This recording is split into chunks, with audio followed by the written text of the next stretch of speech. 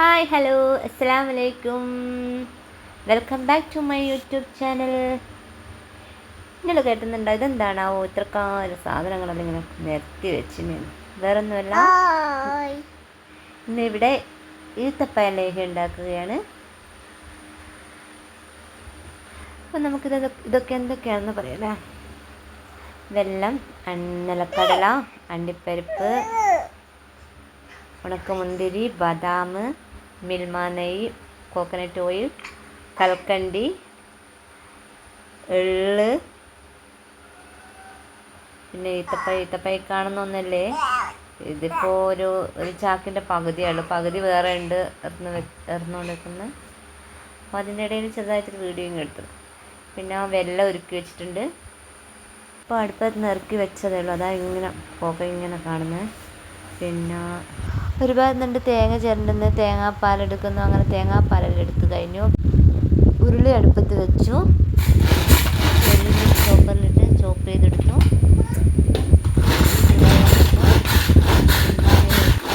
ഉരുളി ചൂടായി വന്നു, അതിലേക്ക് മിൽമ നെയ്യ് ഒഴിച്ചു. നെയ്യ് നല്ല ചൂടായി വന്നപ്പോൾ ചെറിയുള്ളി ചോപ്പ് ചെയ്ത് വെച്ചതും ചേർത്തു. ഇതൊക്കെ നന്നായിട്ട് ഇളക്കുകയാണ്.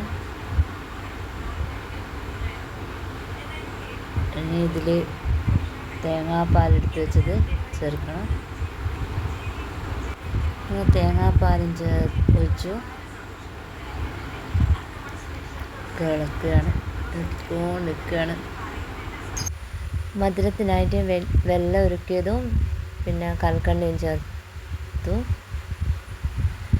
പിന്നെ ഇപ്പറഞ്ഞ ഒരു ഭാഗത്ത് നല്ല അടുക്കളയിൽ നിന്ന് അണ്ടിപ്പരിപ്പും ബദാമും നിലക്കടലൊക്കെ എണ്ണയിൽ നിന്ന് വറുത്തെടുക്കുന്നു.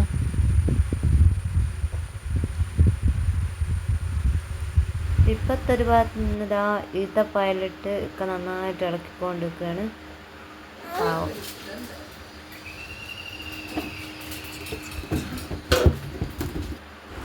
ലേഹ്യം ഉണ്ടാക്കുന്നത് കൊണ്ട്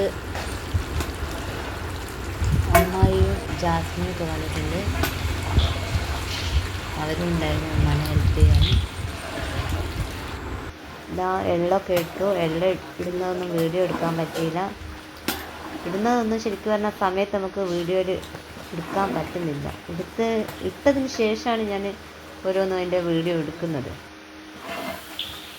ഇങ്ങനെ ഇളക്കി അതിൻ്റെ വറ്റി വരുന്നുണ്ട്.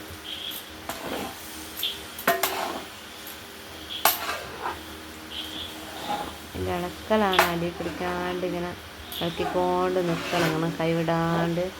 അങ്ങനെ നമ്മൾ വറുത്ത് വെച്ച് നമ്മുടെ നിലക്കടലയും അണ്ടിപ്പരിപ്പും ബദാമൊക്കെ പൊടിച്ചിട്ട് ചേർത്തു.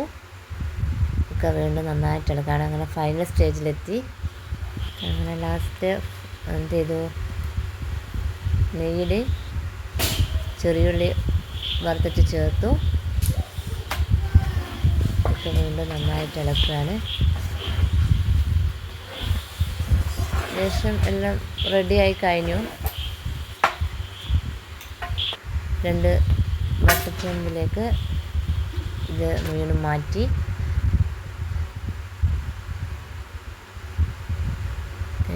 ഇത് നന്നായിട്ട് തണിഞ്ഞ് വരണം, അല്ലെങ്കിൽ നമ്മൾ പേക്ക് ചെയ്താൽ വേഗം കേടായിപ്പോവും. അപ്പോൾ ഒരു ദിവസം മുഴുവനായിട്ട് എന്ത് ചെയ്തു, ഇത് തണിയാൻ വേണ്ടി റെസ്റ്റ് ചെയ്യാൻ വേണ്ടി വെച്ചു. അപ്പോൾ നമ്മളിപ്പോൾ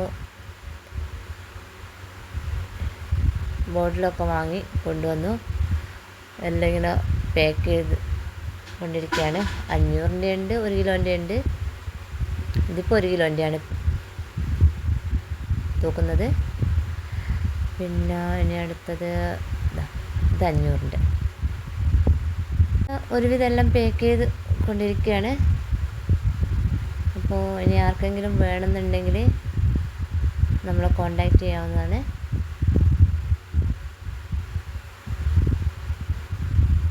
ഇന്ന് തന്നെ സെയിൽ തുടങ്ങും.